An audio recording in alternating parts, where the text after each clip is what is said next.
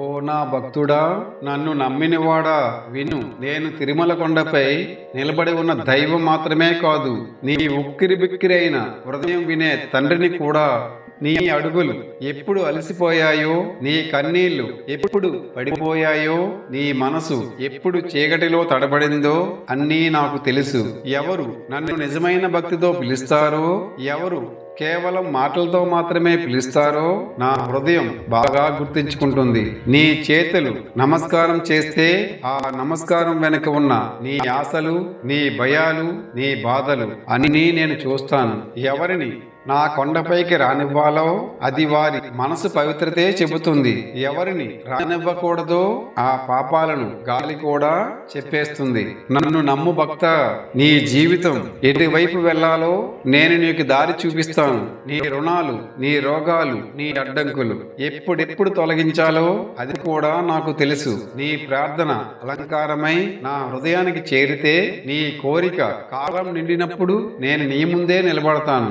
ఎంత పెద్ద చీకటైనా నా నామం ఒక్కసారి జపించు, నీకు కావలసిన వెలుగు నేను పంపుతాను. గోవింద గోవింద, అది నీ నోటి జపం కాదు భక్త, నువ్వు నా హృదయానికి తలుపు తట్టడం లాంటిది. నువ్వు నా మాట వినాలనుకుంటున్నావంటే నీ హృదయం నన్ను పిలిచినట్టే. నన్ను దర్శించడానికి తిరుమల కొండ ఎక్కాల్సిన పని లేదు.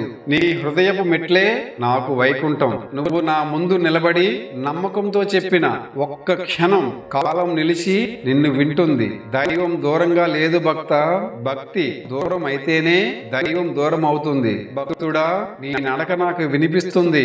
నీ అడుగులు అలసిపోయి కొండ మెట్లెక్కేంత ధైర్యం లేకపోయినా నీ మనసులో నా పేరుకు చోటు ఇచ్చినప్పుడు నిన్ను నా ఆలయం దగ్గరికి తీసుకురావడానికి నేను గాలి రూపంలో నిన్ను నడిపిస్తాను. నీ కష్టాలు నీకు మాత్రమే తెలిసినట్టు అనుకుంటావు గాని అవి నన్ను కూడా తాకుతాయి. నువ్వు రాత్రిళ్ళు కన్నీళ్లు కార్చినప్పుడు అవి నేల మీద పడవు, నా పాదాల దగ్గర పడతాయి. నీ భయాలు నీ హృదయాన్ని పట్టుకున్నప్పుడు మనసులో నన్ను పిలిచే గోవింద అన్న ఒక్క పవిత్ర నామం నాకు వినిపించక మానదు. నీ భక్తి నిజమైతే అది నా హృదయంలో జపం అవుతుంది. నేను చూస్తాను నీ హృదయాన్ని మాత్రమే.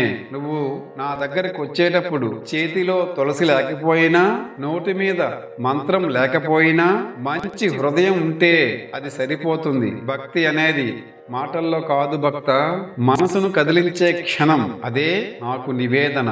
వేలాది అడుగులు ప్రతిరోజు కొండ ఎక్కుతాయి, కానీ అందరి హృదయాలు ఆలయానికి చేరవు. ఎవరు పాపాన్ని దాచుకుని వస్తారో వారి మనసులో పొగమంచు లాంటి చీకటి ఉంటుంది.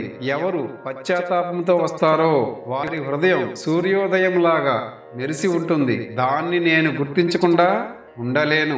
పాపం చేసిన వాడిని నేను దూరం చేయను, అవకాశం ఇస్తాను, మారమని చెబుతాను. కానీ పాపాన్ని పుణ్యం అనే చెప్పేవాడు నా కొండ మీద నిలవలేడు. నేను తీర్పు ఇవ్వను బిడ్డ, కానీ నీ నిజాయితీ నీ దగ్గరకు చేరుస్తుంది. నీకు అనిపిస్తుంటుంది, స్వామి నాకు మాత్రమే ఇన్ని కష్టాలు అని. కానీ నువ్వు అర్థం చేసుకోవాలి, మనిషి మైనపు దీపము కాదు భక్త, అతని ఆత్మ ఒక అద్భుతమైన శిల.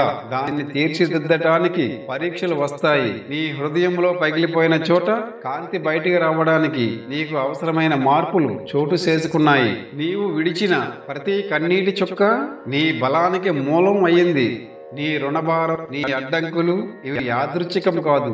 ఈ ప్రపంచంలో ఏదీ యాదృచ్ఛికం కాదు. నీ బాధల వెనక కూడా ధర్మం ఉంది. నీ అడ్డంకుల వెనక కూడా కారణం ఉంది. నీకు మూసికిపోయిన తలుపుల వెనక నా ప్రణాళికలు ఉన్నాయి. కాలం ముందుకు జరగడం లేదు అని అనిపించవచ్చు, కానీ కాలం ఆలస్యం చేసేది కాదు, సరైన క్షణం కోసం వేచి చూస్తుంది. నీ రుణాలు ఎందుకు తొలగడం లేదు, నీ అడ్డంకులు ఎందుకు తగ్గడం లేదు, నీ ప్రార్థనలు వెంటనే ఎందుకు నెరవేరడం లేదు? అందుకే దారి శుభ్రం కావడానికి నీ అంతర్గత భారాలు తొలగాలి. నీ మనసు శాంతిలోకి వెళితేనే నీ జీవితం సులభమవుతుంది. నీ నమ్మకం పరిపక్వం అయినప్పుడు నేను నీ ముందు ఫలితాలు ఉంచుతాను. నీకు అనిపించకపోవచ్చు నువ్వు ఒంటరిగా బ్రతుకుతున్నట్టు, కానీ నేను ప్రతిరోజు నిన్ను చూస్తూనే ఉంటాను. నీ బలహీనత లెక్క పెట్టుకోకు, నీ విశ్వాసాన్ని మాత్రమే లెక్క పెట్టు.